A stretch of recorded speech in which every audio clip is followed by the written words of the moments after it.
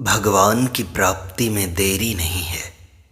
इस बात को समझाते हुए पूज्य स्वामी राम सुखदास जी कहते हैं, जो बात हमारी उन्नति के लिए ठीक नहीं है, सच्ची नहीं है, हमारे लिए लाभदायक नहीं है, उसका त्याग कर दें। इतनी सी बात है, कोई लंबी चौड़ी बात नहीं है। त्याग से तत्काल ही शांति मिलती है। उसमें कोई बाधा लगती हो तो बताएं, जिससे उस पर आपस में विचार करें। साफ साफ सरलता से कह दें। इसमें मान होगा, अपमान होगा, स्तुति होगी, निंदा होगी, लोग क्या कहेंगे, क्या नहीं कहेंगे, इन सब बातों को छोड़ दें। अगर अपना कल्याण करना हो तो लोग चाहे कुछ भी कहें, कुछ भी करें, उस तरफ ध्यान न दें। तेरे भावे जो करो, भलो बुरो संसार, नारायण तू बैठ के अपनो भवन बुहार। त्याग का, कल्याण का काम अभी करने का है। यह काम धीरे धीरे करने का, कई दिनों तक करने का है, ऐसी बात नहीं है। पर लोगों के भीतर यह बात जमकर के बैठी हुई है कि यह तो समय पाकर होगा। सज्जनों, मैंने खूब विचार किया है। यह बात भविष्य की है ही नहीं। भविष्य की बात वह होती है जिसका निर्माण किया जाता है। निर्माण करने में समय लगता है, परंतु जो वस्तु पहले से ही है उसमें समय नहीं लगता, वह तत्काल सिद्ध होती है। अतः जो बात हमारी जानकारी में झूठी है, असत्य है, ठीक नहीं है, लाभदायक नहीं है, उसका त्याग कर देना है बस। जो त्याग होता है वह तत्काल होता है। त्याग धीरे धीरे नहीं होता और ग्रहण भी धीरे धीरे नहीं होता। भगवान ने गीता में कहा है, ना सतो विद्यते भावो, ना भावो विद्यते सतः। असत वस्तु की तो सत्ता नहीं है और सत वस्तु का अभाव नहीं है। फिर कहा है, उभयोरपि दृष्टो अंतस्त्वनयोस्तत्वदर्शिभिः। अर्थात इन दोनों को तत्व से जानने से तत्वदर्शी पुरुष मुक्त हो जाते हैं। अर्थात इन दोनों के तत्व को तत्वदर्शी पुरुषों ने देखा है, अनुभव किया है, तथा वे मुक्त हुए भी हैं। देखा है ऐसा कहा है, किया है ऐसा नहीं कहा है। करने में देरी लगती है, देखने में देरी नहीं लगती। अगर देरी लगती है, समय लगता है, तो आपने देखना पसंद नहीं किया है, करना पसंद किया है। ज्ञान है, भक्ति है, योग है, ये तत्काल सिद्ध होते हैं। इनकी सिद्धि वर्तमान की वस्तु है। अगर यह वर्तमान की वस्तु न हो, अभी सिद्ध होने वाली न हो, तो फिर सिद्ध कैसे होगी? इसका निर्माण करना नहीं है, कहीं से लाना नहीं है, कहीं ले जाना नहीं है, इसमें कोई परिवर्तन करना नहीं है। फिर इसमें समय की क्या जरूरत है? इस पर विचार कर लें। एक श्रोता ने कहा कि महाराज जी, हम लोगों में ऐसा भाव बैठा है कि महाराज जी में तो त्याग वैराग्य था, साधना थी, उससे अंतःकरण शुद्ध हो गया तो चट से काम हो गया। हम लोगों को अंतःकरण शुद्ध नहीं लगता हमारा, इसलिए यह बात हमारे भीतर नहीं बैठती। स्वामी जी ने कहा, आपकी यह बात बिल्कुल असत्य है। देखो, मैं आपसे एक बात कहता हूं, आपको विश्वास दिलाता हूं, यह तो मेरी सामर्थ्य नहीं है। यह बात मेरे तो बैठी हुई है, आपके न बैठे यह बात है ही नहीं।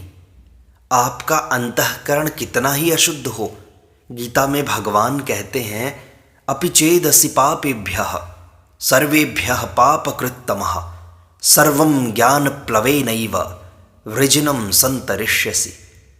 अर्थात अगर तू संपूर्ण पापियों से भी अधिक पापी है तो भी तू ज्ञान रूपी नौका के द्वारा निसंदेह संपूर्ण पाप समुद्र से अच्छी तरह तर जाएगा।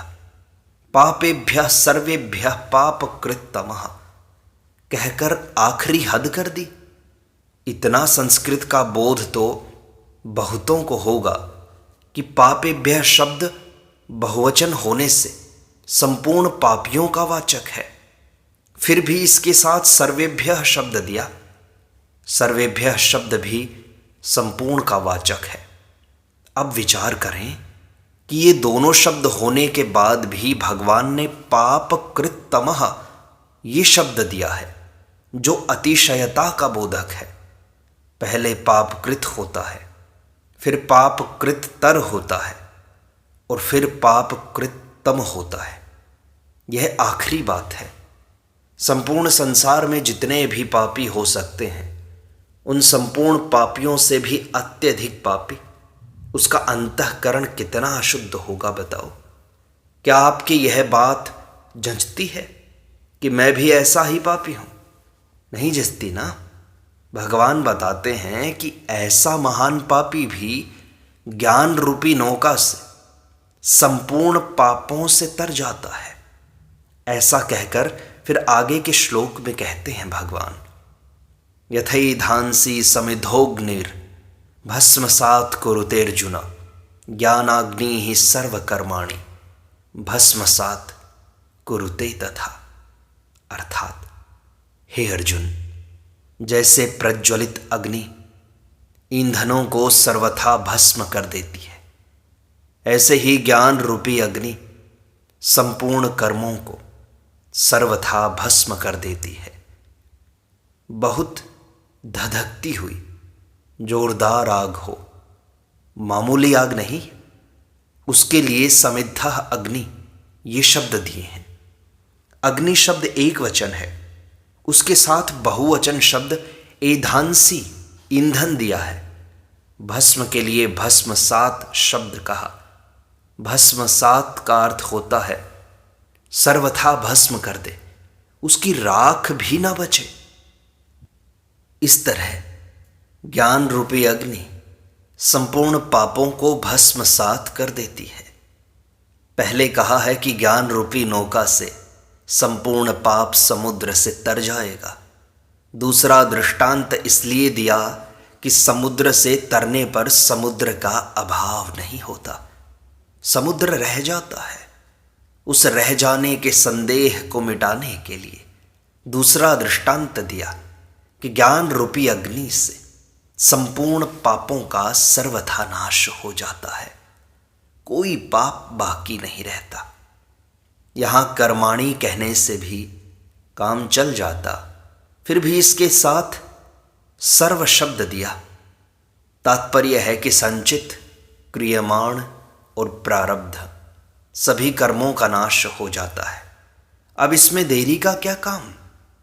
श्रोता ने कहा, महाराज जी, आप जो बात कहते हैं वह युक्ति से ठीक जचती है, पर अक्सर अपने अंतःकरण की स्थिति देखकर मन बिल्कुल डांवाडोल हो जाता है कि यहां तो पोल है सारी। स्वामी जी ने कहा, अब ध्यान देकर सुनना। अंतःकरण करण है कि करता है? यह तो करण है, साधन है, और तत्व करण साध्य, करण से प्राप्त होने वाला नहीं है। तत्व तो, परमात्मा तो करण निरपेक्ष है। अगर वह करण साध्य होता तो हम आपकी बात मान लेते कि हाँ ठीक है। करण साध्य वह होता है जिसका निर्माण किया जाता है, जो कहीं से लाया जाता है, कहीं ले जाया जाता है, जिसमें परिवर्तन किया जाता है। इस तरह जिसमें क्रिया के द्वारा कुछ न कुछ विकृति आती है, वहाँ करण काम करता है। जिसमें विकृति नहीं आती उसमें करण काम नहीं करता। तत्व प्राप्ति में करण की अपेक्षा नहीं है। करण से तो संबंध विच्छेद करना है। अरे भाई, जिसको छोड़ना है उसको शुद्ध और अशुद्ध क्या करना। शुद्ध है तो छोड़ दिया, अशुद्ध है तो छोड़ दिया। श्रोता ने कहा, महाराज जी, सम दुख सुखः स्वस्थः अद्वेष्टा सर्वभूतानाम, गीता में इत्यादि लक्षण देखे हमने, तब मालूम दे कि अंतःकरण शुद्ध हुआ है। वैसे लक्षण दिखाई नहीं दें तो यही दिखता है कि कुछ नहीं हुआ है। स्वामी जी ने कहा, देखो, मैंने कल रात भी कहा था और अब भी कहता हूं, यह तो आपको विश्वास है कि मैं आपको धोखा नहीं देता हूं। हाँ, विश्वास है स्वामी जी। तो स्वामी जी ने कहा, तो मैं आपको कहता हूं कि आप भले ही कितने ही पापी हों, बड़े भारी पापी हों, पर अभी बोध हो सकता है। यह बात केवल मेरे लिए नहीं है। मेरे लिए होती तो आपको क्यों कहता। आपके लिए, मेरे लिए, दोनों के लिए यह बात है। हमारे पापों का कितना ही बड़ा दर्जा हो, कितनी ही डिग्री का पाप हो, इससे कोई मतलब नहीं। सभी पाप भस्मसात हो जाते हैं। श्रोता ने कहा, पाप की वासना भी उठती जाती है महाराज जी, क्या करें। स्वामी जी ने कहा, पाप की वासना उठती है तो उठने दो। यह मेरी एक बात मान लो आप, पाप की मन में आए तो आने दो, खराब संकल्प आए तो आने दो। आप इनसे डरो ही मत, इनकी कसौटी कसो ही मत। पाप टिक ही नहीं सकेंगे, भस्म हो जाएंगे अपने आप। पाप करण के ऊपर नहीं टिके हुए हैं, पाप तो कर्ता के ऊपर टिके हुए हैं। इसलिए करण शुद्ध नहीं है, इसकी क्यों चिंता करते हो आप। कर्ता शुद्ध हो जाए तो करण अपने आप शुद्ध हो जाएगा। इस पर विचार तो करो कि कर्ता शुद्ध होने पर करण अशुद्ध कैसे रहेगा। अगर आप ठीक हैं तो क्या कलम गलत लिखेगी। कलम तो करण है और आप हो कर्ता। गीता ने अपि चेदसि, अगर तू ऐसा है, यह कहा है। अगर करण ऐसा है, यह नहीं कहा है। अच्छा देखो, आप इतने लोग बैठे हैं, इनमें कोई भी ऐसा बिल्कुल नहीं मान सकता कि मैं तो संसार के संपूर्ण पापियों से भी अधिक पापी हूं। एक नम्रता प्रदर्शन के लिए भले ही कह दो कि ऐसा पापी मैं हूं, परंतु आपके हृदय में जैसे तत्व प्राप्ति में देरी नहीं है, यह बात नहीं जचती। ऐसे ही हृदय में यह बात भी नहीं जचती होगी कि मैं सबसे अधिक पापी हूं। कोई मान ही नहीं सकता कि महाराज सत्संग करते हैं, नाम जप करते हैं, पाठ पूजन करते हैं, संध्या गायत्री करते हैं, कुछ न कुछ करते ही हैं। फिर यह कैसे मान लें कि हम सबसे अधिक पापी हैं। अगर ऐसा हो तो जलन पैदा हो जाएगी। जलन पैदा होगी तो तत्काल कल्याण हो जाएगा, देरी नहीं लगेगी। यह जो जलन है, इसमें पापों का नाश करने की बड़ी शक्ति है। श्रोता ने कहा, महाराज जी, संस्कार ऐसे बैठे हुए हैं कि साधना से ही होगा, भजन जप कीर्तन से ही होगा। बार बार पुस्तकों में भी ऐसा ही पढ़ते हैं, जिससे यह बात भीतर में कूट कूट कर बैठी हुई है। स्वामी जी ने कहा, पुस्तकें मैंने भी पढ़ी हैं, मैंने पुस्तकें नहीं पढ़ी हों ऐसी बात नहीं है, परंतु मैं जो बात कहता हूं वह भी पुस्तकों से ही कहता हूं। अभी मैंने जो 2 श्लोक गीता के कहे हैं, इसमें समय लगाने की बात कहाँ आती है। यह बात जैसे यहाँ ज्ञान में कही गई है, ऐसे ही भक्ति में भी कही गई है। अपि चेत सुदुराचारो भजते माम अनन्य भाग, साधुरेव समन्तव्यः सम्यग व्यवसितो हि सः। अर्थात अगर कोई दुराचारी से दुराचारी भी अनन्य भाव से मेरा भजन करता है तो उसको साधु ही मानना चाहिए, क्योंकि उसने निश्चय बहुत अच्छी तरह कर लिया है। दोनों ही जगह अपिचेत पद आए हैं। तात्पर्य है कि तू ऐसा नहीं है, परंतु अगर तू अथवा दूसरा कोई ऐसा हो भी जाए तो भी कोई बात नहीं, कल्याण हो जाएगा। अगर ऐसा नहीं है तो फिर बात ही क्या है। साधुर एव समन्तव्यः, उसे साधु ही मान लेना चाहिए। ऐसा कहने का क्या अर्थ है? तुम्हारे अंदर साधुपना नहीं दिखाई देता, अद्वेष्टा सर्वभूतानाम नहीं दिखाई देता, तो भी मान लो। ज्ञान में तो जान लो और भक्ति में मान लो। ये दोनों बातें तत्व से जानने के अंतर्गत आती हैं। तत्व से मान लेने का नाम ही जानना है। मान लेने का जो प्रभाव है वह जानने से कम नहीं है। जैसे बालक मान लेता है कि यह मेरी माँ है, यह मानी हुई बात है, जानी हुई अनुभव की बात नहीं है। यो माम अजम अनादिम च वेत्ति लोक महेश्वरम। यहाँ वेत्ति का अर्थ मानना है, जानना नहीं, क्योंकि मनुष्य भगवान को अनादि जानेगा कैसे? इसे तो मानेगा ही। ऐसे ही जन्म कर्म च मे दिव्यम एवं यो वेत्ति तत्वतः, इसमें भी मानने की बात है, क्योंकि भगवान के जन्म और कर्म को वही जान सकेगा जो भगवान के जन्म और कर्म से पहले होगा। भगवान के जन्म और कर्म से पहले कौन हुआ है बताओ तो सही। अतः यहां तत्वतः वेत्ति का अर्थ दृढ़ता पूर्वक मानना ही है। फिर एक श्रोता ने कहा, इसमें महाराज जी परोक्ष ज्ञान और अपरोक्ष ज्ञान का भेद कैसे पता लगेगा? स्वामी जी ने कहा, अभी आप पुस्तकों की कोई बात मत लाओ। पुस्तकों का प्रमाण देकर मेरे को चुप करना चाहोगे तो मैं चुप हो जाऊंगा, और क्या होगा? परंतु नतीजा क्या निकलेगा? अपनी ही समस्या उलझेगी, सुलझेगी नहीं। मैं साफ कहता हूं कि ज्ञान परोक्ष होता ही नहीं, हो सकता ही नहीं। ज्ञान अपरोक्ष ही होता है। ज्ञान होगा तो वह परोक्ष कैसे होगा, और परोक्ष होगा तो वह ज्ञान कैसे होगा? अनुभूति दो कैसे होंगी? जानना दो कैसे होगा? इस पर भी खूब विचार करो। मैंने किया है ऐसा। ग्रंथों से लाभ होता है पर नुकसान ज्यादा होता है। यह बात तो नास्तिकता की ही दिखती है, परंतु मेरा विचार ऐसा ही हुआ है। अगर आप अपना कल्याण चाहते हैं तो अभी अभी इन बातों को छोड़ दो। अनुभूति परोक्ष होती ही नहीं। श्रोता ने कहा, किसी चीज को मान लिया तो यह हुआ परोक्ष ज्ञान? स्वामी जी ने कहा, यह मानी हुई बात है ही नहीं, यह तो सीखी हुई बात है। मानी हुई बात और होती है, सीखी हुई बात और होती है, जानी हुई बात और होती है।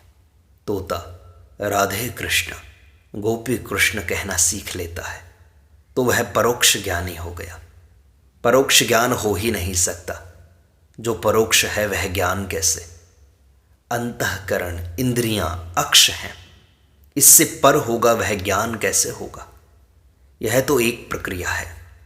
प्रक्रिया के अनुसार चले तो यह भी ठीक है। इस प्रक्रिया में पहले विवेक, वैराग्य, षट संपत्ति, मुमुक्षा, इस साधन चतुष्टय से संपन्न हो, फिर श्रवण, मनन और निधिध्यासन करें, फिर तत्व पदार्थ संशोधन करें। यह बहुत लंबा रास्ता है, इसमें तत्काल सिद्धि नहीं होती। श्रोता ने कहा, महाराज जी, आपने कहा कि हम शरीर नहीं हैं, शरीर आत्मा से भिन्न है। आपके कहने से हमने इसको मान लिया। स्वामी जी ने कहा, यह मानना नहीं है बाबा, यह सीखना है। यह मेरी बात याद रखो कि यह मानना है ही नहीं। अनुभूति चाहे न हो पर मान्यता दृढ़ होनी चाहिए। जैसे पार्वती जी की नारद जी के उपदेश पर दृढ़ मान्यता थी, भगवान शंकर भी कहें तो भी नारद जी के उपदेश को नहीं छोड़ूंगी। भगवान से भूल हो सकती है, पर नारद जी से भूल नहीं हो सकती। इसको कहते हैं मानना। शरीर और मैं दो हैं। ब्रह्मा जी भी कह दें कि शरीर और तुम एक हो तो उनकी भूल हो सकती है, पर हमारी नहीं हो सकती। हमारी समझ में भी ना भी आए तो भी बात तो ऐसी ही है। इस प्रकार दृढ़ मान्यता ज्ञान के समान उद्धार करने वाली है। यह परोक्ष नहीं है। आपने विवाह किया तो स्त्री को अपना मान लिया। अब इसमें संदेह होता है क्या? विपरीत धारणा होती है क्या? बताओ। मानने के सिवाय और इसमें क्या है? स्त्री सती हो जाती है, आग में जल जाती है, केवल मानने के कारण। जलने पर भी आग बुरी नहीं लगती। हरदोई जिले में इकनौरा गांव है। उस गांव में अभी एक सती हुई। करपात्री जी महाराज ने बताया कि मैंने खुद जाकर उस स्थान को देखा है और बात सुनी है। पति दूर था और लड़की अपने मामा के यहाँ थी। उसने पति की बीमारी का हाल सुना। फिर उसको मालूम हुआ कि वे मर गए, तो कहा कि मुझे जल्दी पहुंचा दो। फिर कहा कि अब मैं वहां पहुंच नहीं सकती, क्योंकि उनकी दाह क्रिया पहले ही हो जाएगी। मैं तो यहीं सती हो जाऊंगी। सबने ऐसा करने से रोका। रात्रि थी, दिया जल रहा था। उसने दिए पर उंगली रख दी। वह उंगली यूं जलने लगी जैसे मोम जलती हो। उसने कहा कि मेरे को यहाँ रखोगे तो तुम्हारा घर जल जाएगा, इसलिए मुझे बाहर जाने दो। उन्होंने कहा कि अच्छा, तुम्हें जाने देंगे। तो उसने दीवार से रगड़ करके उंगली बुझा दी। करपात्री जी महाराज ने कहा कि जहाँ उंगली बुझाई वह जगह मैं देख करके आया हूँ। दीवार पर उसके निशान थे। लड़की को घर वाले बाहर ले गए, पर कहा कि हम न लकड़ी देंगे न आग देंगे, नहीं तो आफत हो जाए कि आदमी जला दिया हमने। उसने भगवान सूर्य से प्रार्थना की कि महाराज आप मुझे आग दो। वह वहीं खड़ी खड़ी जल गई। पास में पीपल का वृक्ष था, वह आधा जल गया।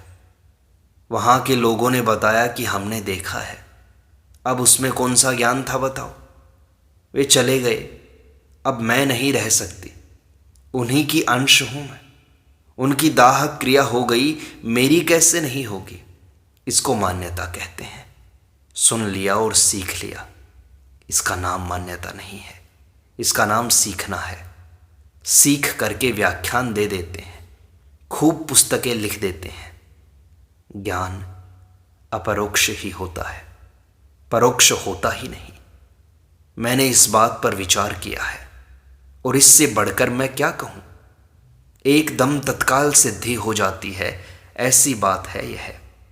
एक दूसरी बात कहता हूँ, आपकी मान्यता से आपको लाभ है या मेरी मान्यता से आपको लाभ है? आपको लाभ किस बात में है?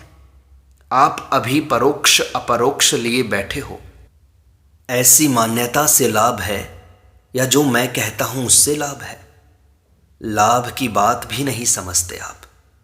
अगर धोखा होगा तो आज दिन तक कौन सा अच्छा काम हुआ है? धोखा ही हुआ है आपके साथ।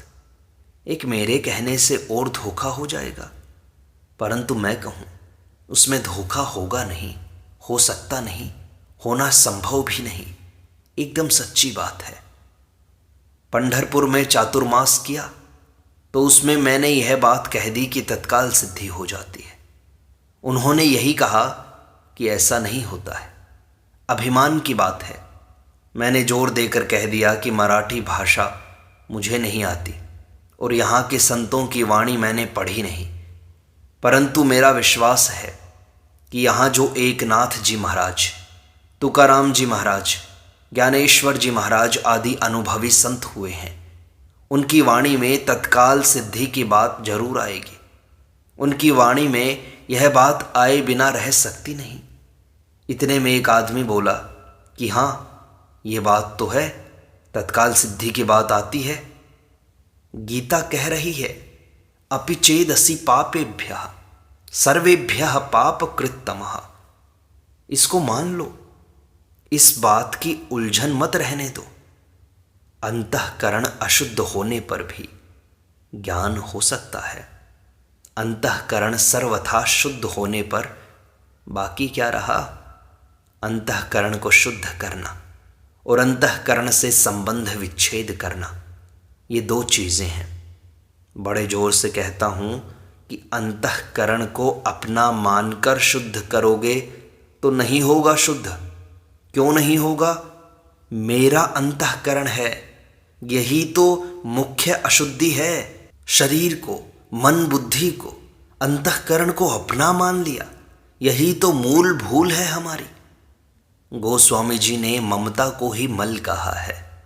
मल लगाकर धोते हो, शुद्ध करते हो तो होगा शुद्ध। ममता रखोगे तो अंतःकरण कभी शुद्ध नहीं होगा। गीता ने भी ममता छोड़ने के लिए ही कहा है, निर्ममो निरअहंकारः स शांतिम अधिगच्छति। जो निर्मम होता है, निरअहंकार होता है, उसी को परम शांति मिलती है, भगवत तत्व मिलता है। इस प्रकार सत्संग का यह भाग संपूर्णता को प्राप्त होता है। शेष अगले अंक में।